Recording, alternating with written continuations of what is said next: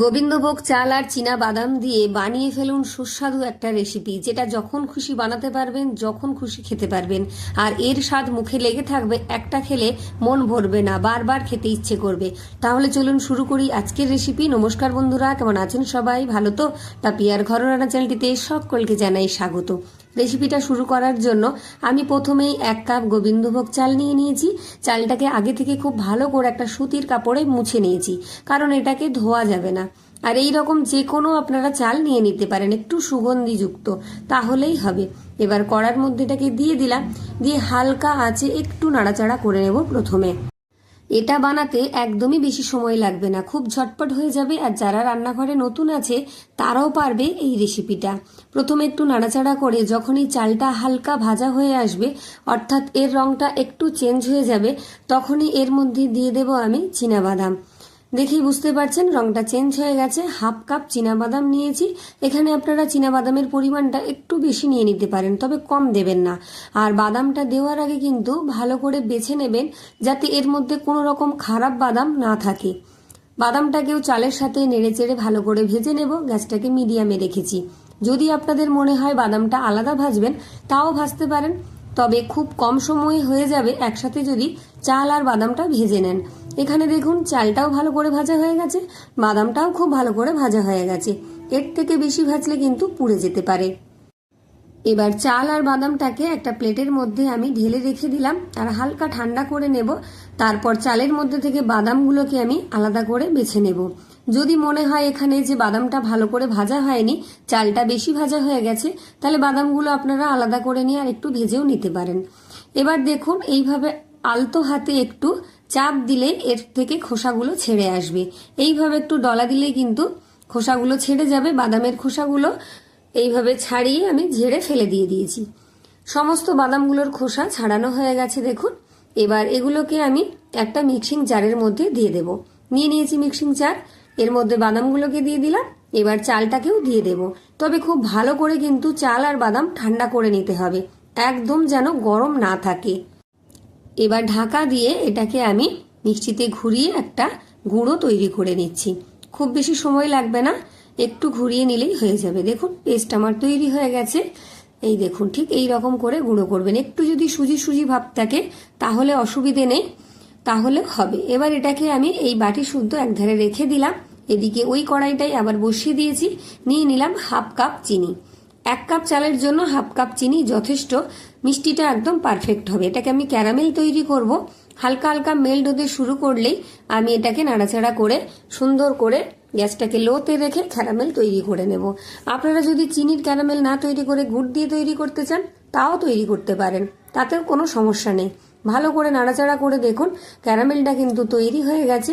এর থেকে বেশি আমি জাল করব না, তাহলে ক্যারামেলটা পুড়ে যেতে পারে। গ্যাসটা আমি বন্ধ করে দিয়েছি।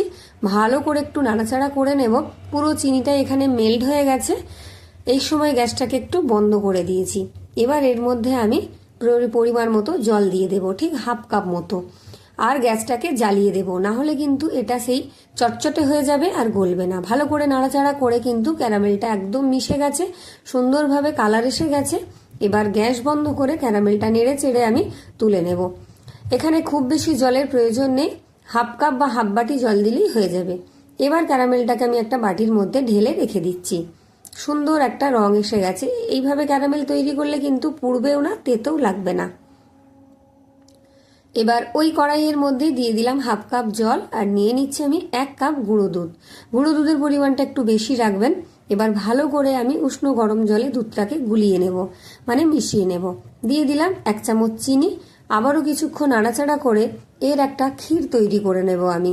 ভালো করে জাল দিয়ে নাড়াচাড়া করতে থাকলে সুন্দর করে কিন্তু এটা ঘন হয়ে আসবে। আর এটাকে খুব বেশি শক্ত করা যাবে না, একটু নরম করে নামাতে হবে। একদম স্কিপ করবেন না, পুরো ভিডিও দেখুন। যারা এতক্ষণ ভিডিও দেখেছেন একটা লাইক করে দিন। আর পাশে দেখা হাইপ অপশনটা দেখতে পেলে অবশ্যই একটা হাইপ করে দিন। আর বন্ধু বান্ধবদের মধ্যে শেয়ার করে দিন, তারাও যখন তখন বাড়ির মানুষদের এইরকম রেসিপি তৈরি করে খাওয়াতে পারবে। দুধটা দেখুন একদম ঘন হয়ে গেছে। এই সময় আমি গ্যাসটাকে বন্ধ করে দিয়েছি আর কিছুক্ষণ গরম কড়াইতে নাড়াচাড়া করে তুলে রাখবো। এর থেকে বেশি শক্ত করার প্রয়োজন নেই, তাহলে অনেকটাই শক্ত হয়ে যাবে। ব্যাস হয়ে গেছে ক্ষীর তৈরি। এবার একটা প্লেটের মধ্যে আমি তুলে রাখছি। এইরকম ক্ষীর তৈরি করে কিন্তু আপনারা পিঠে পুলিও বানাতে পারেন। এবার এটাকে আমি একটা জায়গায় ঢাকা দিয়ে রেখে দেব, যাতে এটা বেশি ঠান্ডা না হয়ে যায়। এটাকে গরম রাখতে হবে যতক্ষণ না পুরোপুরি রেসিপিটা তৈরি হচ্ছে, তাই ঢাকা দিয়ে একধারে রেখে দিলাম। এবার ওই কড়াইটাই ভালো করে ধুয়ে পরিষ্কার করে গ্যাসে বসিয়ে দিয়েছি, আর দিয়ে দিলাম 1 টেবিল চামচ গাওয়া ঘি। ঘিটা কিন্তু অবশ্যই দেবেন, আর আমি যেভাবে বানাচ্ছি সেইভাবেই বানাবেন, পারফেক্ট তৈরি হবে। এবার দিয়ে দিচ্ছি সেই গুঁড়ো করে রাখা বাদাম আর চালটাকে, চালের গুঁড়োটা দিয়ে দিলাম। এবার নাড়াচাড়া করে আরও একবার ভেজে নেব, যাতে ঘি দিয়ে ভাজলে এর যেমন সুগন্ধ আসবে তেমনি আসবে একটা দারুণ টেস্ট। শেষ পর্যন্ত না দেখলে কিন্তু একটা দারুণ রেসিপি মিস করে যাবেন। এটা যে কোনো অনুষ্ঠানে বা যে কোনো সময় বা বাচ্চাদের টিফিনে এটা বানিয়ে আপনারা দিতে পারেন। খুব কম উপকরণে খুব কম খরচে দারুণ একটা টেস্টি রেসিপি তৈরি হয়ে যাবে। ভালো করে নাড়াচাড়া করে ভেজে নেব, তবে খেয়াল রাখবেন এটা পুড়ে না যায়, হালকা করে ভেজে নিতে হবে। এবার এর মধ্যে দিয়ে দিচ্ছি আমি 2 টেবিল চামচ সুজি। মাপটা কিন্তু পারফেক্ট রাখবেন, তবে রেসিপিটা একদম পারফেক্ট হবে। ভালো করে আবারও কিছুক্ষণ নেড়েচেড়ে এখানে ভেজে নেব। যারা আমার চ্যানেলে পুরনো বন্ধু আছেন, রোজই আমার ভিডিও দেখেন, কমেন্ট করেন, লাইক দেন, তাদেরকে তো অসংখ্য অসংখ্য ধন্যবাদ। যারা নতুন আছেন তাদেরকেও অসংখ্য ধন্যবাদ। আর নতুন হয়ে থাকলে আমার চ্যানেলটা অবশ্যই সাবস্ক্রাইব করে পাশে থাকা বেল আইকনটি প্রেস করে অল করে রাখবেন। আমার ভিডিও নোটিফিকেশন সবার আগে আপনার কাছে পৌঁছে যাবে।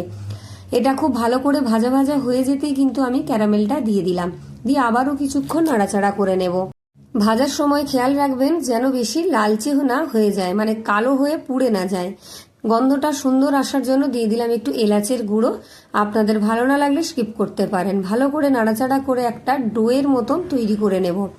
দেখুন একটু চিটচিটে ভাব আসবে আর একটা সুন্দর ডো তৈরি হয়ে যাবে। ততক্ষণ পর্যন্ত কিন্তু এটাকে নাড়াচাড়া করে নিতে হবে। দেখেই বুঝতে পারছেন একটু সময় ধরে লো আছে ভালো করে নাড়াচাড়া করলে কিন্তু সুন্দর একটা ডো তৈরি হয়ে যাবে, আর সুজি চাল সবকিছু বেশ সুন্দরভাবে সেদ্ধ হয়ে যাবে। একদম তৈরি হয়ে গেছে। এবার গ্যাস বন্ধ করে এটাকে আমি গরম গরম তুলে নিচ্ছি। আর আজকের রেসিপিটা কিন্তু একদম গরম গরম ভাবে তৈরি করে নিতে হবে। নিয়ে নিয়েছি একটা ফয়েল পেপার। ফয়েল পেপারের ওপর এবারে আমি এই ডোটা দিয়ে দিচ্ছি। সমস্ত ডোটা এখানে তুলে নিচ্ছি, তারপর দেখাচ্ছি। আপনারা কে কোথা থেকে আমার ভিডিও দেখছেন অবশ্যই কিন্তু কমেন্ট করে জানিয়ে যাবেন, আর রেসিপিটা কেমন হলো অবশ্যই কিন্তু কমেন্ট করে জানিয়ে যাবেন।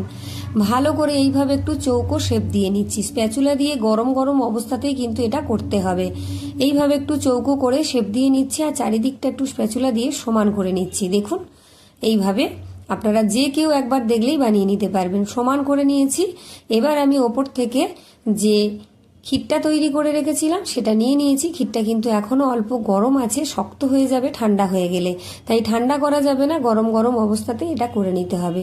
ভালো করে চারিদিকটা একটু এইভাবে ছড়িয়ে দিচ্ছি। তারপর আমি এই ফয়েল পেপার ধরে এইভাবে একটু চেপে চেপে মুড়ে নিতে হবে। দেখুন আপনারা দেখলেই পারবেন, এইভাবে একটু চেপে চেপে রোল করে নিতে হবে। রোল করে নিলেই হবে। যারা ফেসবুক থেকে দেখছেন, যদি ভিডিও ভালো লাগে অবশ্যই পেজটি ফলো দিয়ে রাখবেন, একটা লাইক আর একটা কমেন্ট দিয়ে রাখবেন। ভালো করে ফয়েল পেপার দিয়ে আমি মুড়ে নিয়েছি, একদম রোল করে নিয়েছি। দুদিকটাও এইভাবে মুড়ে নিয়েছি, মানে চারদিকে সমানভাবে মুড়ে নিয়েছি। ভালো করে একটু গড়িয়ে গড়িয়ে সমান করে নেব। তারপর এটাকে আমি ফ্রিজে 1 থেকে 1.5 ঘন্টা রেখে দেব, নর্মাল ফ্রিজে। তারপর ফিরে এসে আপনাদের দেখাচ্ছি। আমি 1.5 ঘন্টা মতো রেখেছিলাম নর্মাল ফ্রিজে, তারপর বের করে নিয়েছি। এবার ফয়েল পেপারটা এর থেকে খুলে নেব। কতটা সুন্দর হবে দেখেই বুঝতে পারবেন, একদম সুন্দরভাবে সেট হয়ে গেছে দেখুন। এবার ফয়েল পেপারটা আমি খুলে নেব। দারুণভাবে কিন্তু সেট হয়ে গেছে, আর ঘি দেওয়ার জন্য কিন্তু সুন্দর একটা সুগন্ধ বেরিয়েছে, আর খেতেও হবে দুর্দান্ত। দেখুন কত সুন্দরভাবে কিন্তু সেট হয়ে গেছে। এটা কিন্তু খুব বেশি শক্ত হয়ে যায়নি, আর একদম নরমও নেই। দেখেই বুঝতে পারছেন। এইভাবে পিস পিস করে আমি কেটে নেব। এখানে বলে রাখি আপনারা মোটা করেও কেটে নিতে পারেন অথবা পাতলা করেও কেটে নিতে পারেন। দেখুন কতটা সুন্দর হয়েছে। সব কটা কেটে আমি আপনাদের দেখিয়ে দিচ্ছি একটা প্লেটের মধ্যে সাজিয়ে। দেখুন কতটা সুন্দর হয়েছে। সবকটা এখানে তৈরি হয়ে গেছে। যদি ভিডিও ভালো লাগে তাহলে অবশ্যই লাইক, কমেন্ট, শেয়ার, সাবস্ক্রাইব করে দেবেন। আর ফেসবুক থেকে দেখলে পেজটি ফলো দিয়ে রাখবেন, আর কমেন্ট করে যাবেন, হাইপ করে দেবেন। তাহলে আজকের মতো টাটা। সবাই ভালো থাকবেন, সুস্থ থাকবেন। সকলকে অসংখ্য অসংখ্য ধন্যবাদ।